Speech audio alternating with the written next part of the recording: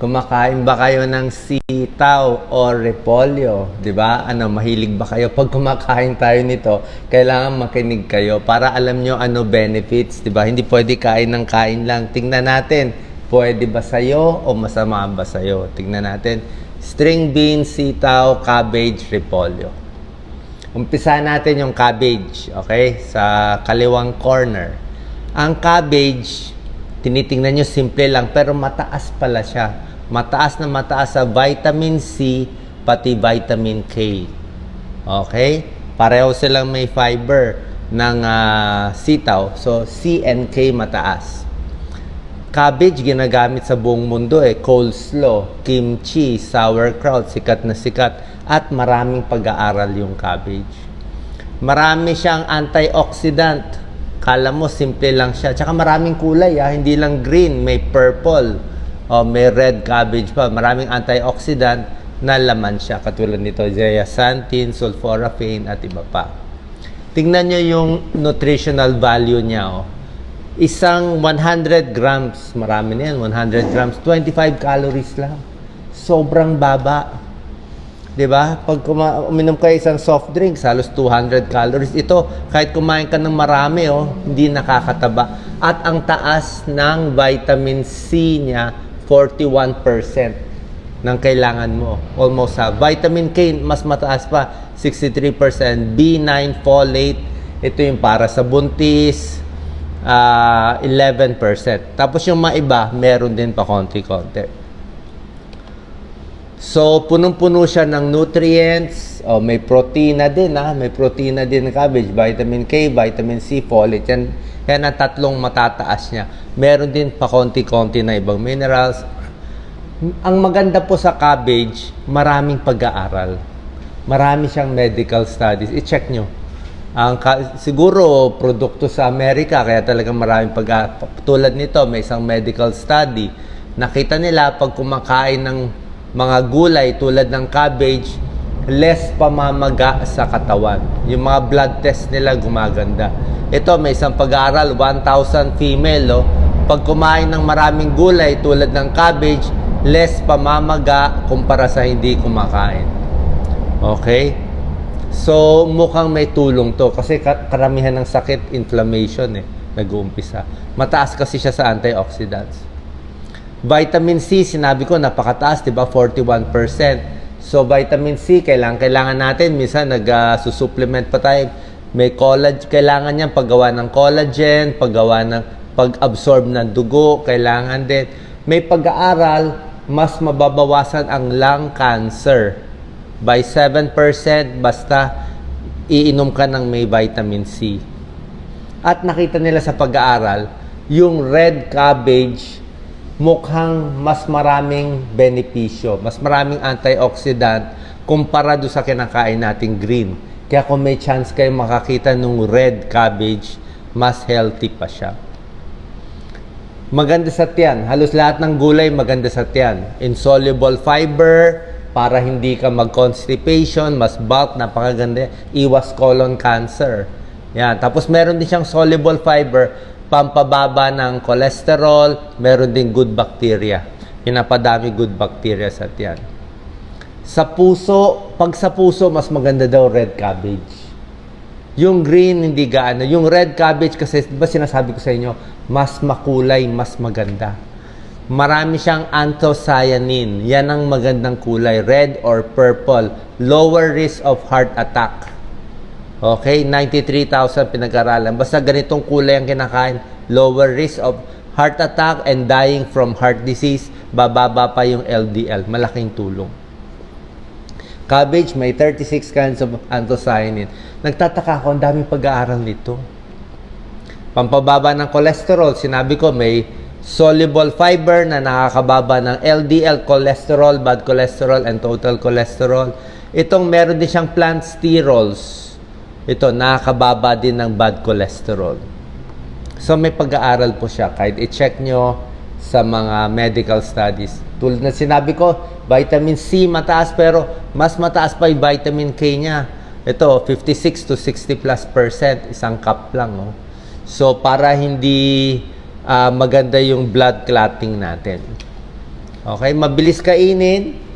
Okay, mabilis iluto. Gusto natin. Okay, so maganda siya. Sa kabilang banda, sino yung kasama sa team sitaw or string beans? Okay, string beans, isang klase yan ng green beans eh. Maraming klase, pero yung benefit, halos pareho. Ang beans, hindi green, may sitaw na kulay purple din, di ba? Okay. Ang green beans naman, may vitamin C din siya, pero mas konti. Halos kalahati lang. May vitamin K din siya, pero konti din. Yan, mas konti. Yung folate niya, halos pareho. Pagdating sa ibang minerals, yung vitamin A, iron, magnesium, potassium, mas mataas siya konti doon sa repolyo. Yung isa, mga 3% to 6%. A little higher. A little higher. Okay? So, meron din siyang vitamin C, may vitamin A, may folate din. May protina din. Actually, a little more protein siya. Di ba? Parang mas may protina siya konti. A little more kumpara sa repolyo. Yung mga benefits lang niya, ito, isa pa pala, madali lutuin. Di ba? Maraming luto. Doc Lisa, ikaw na magluto. Sauteed with garlic and butter or olive oil. Di ba? Green beans casserole, stir-fried, maraming luto. Antioxidant niya, marami din. The same. Di ba? Pagdating sa heart health, actually itong unang dalawang benefit ng sitaw, halos ito benefit ng lahat ng gulay. Kasi nga, gulay, maraming fiber, nakakababa ng bad cholesterol, maganda sa puso. So, actually for all vegetables to. Sa tiyan, maganda rin, for all vegetables. Sabi nga nila, mababa itong FODMAP. Uso tong FODMAP ngayon eh. Yung FODMAP, pag mababa, mas hindi masakit sa tiyan. Mas hindi magka-cramps yung tiyan mo. May vitamin B9, folate, pareho lang naman. Cabbage and sitaw, pareho may B9, 9%, 10%, maganda sa mga buntis. Kaya lang, pagdating sa buto, question mark para sa akin. Yung vitamin K niya, calcium, konti lang naman eh. So, hindi talaga gano'n nakaka-protect. Tsaka wala akong makitang pag-aaral. Sa iron, konti lang, 6%. So, may tulong konti, pero hindi siya talaga ang pinaka-pantulong. Sa cancer, wala pang pag-aaral. Walang pag-aaral. So, ang problema ko dito sa sitaw, kulang sa medical study. Siguro hindi gano'n kasikat sa mga bansa na gumagawa ng mga research. At pagdating naman sa mga pag-iingat sa sitaw, meron siyang lectin ito. Isang klase ng protein na pwede sumakit konti ang tiyan. Kaya dapat lutong-luto. Pag medyo hilaw to, sasakit ang tiyan mo. Hindi katulad ng cabbage, di ba, repolyo, pwede siyang coleslaw. Tapos, ang green beans, string beans, meron ding phytic acid na ayon nga sa ibang pag-aaral din na baka mabawasan yung pag-absorb ng chemicals ng minerals sa katawan. So may konting questionable danger yung pag-aaral wala gaano. Okay? So to comparison na. Tingnan po natin sino winner. Sa vitamin B content, almost the same pero a little mas marami ang sitaw beans. Sa vitamin C, vitamin K, panalo ang cabbage.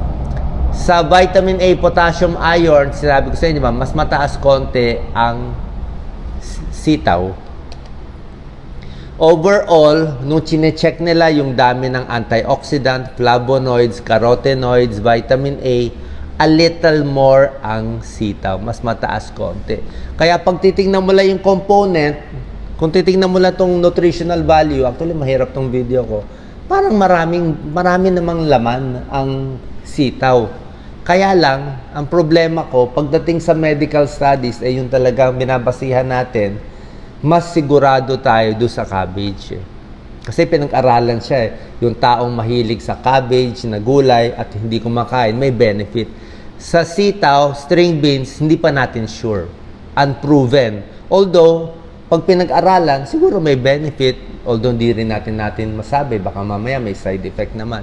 Diba? So, sa ngayon, as of now, mas safe ako sa cabbage, lalo na sa red cabbage. Pero kung mahilig kayo sa sitaw, okay din naman eh. Marami naman nutrition. Although, unproven pa yung mga benefits niya sa ating katawan. Sensya na po. Yan lang talaga pinakamalalim na kaya natin. And hopefully, mas kumain kayo nitong mga gulay. Salamat po.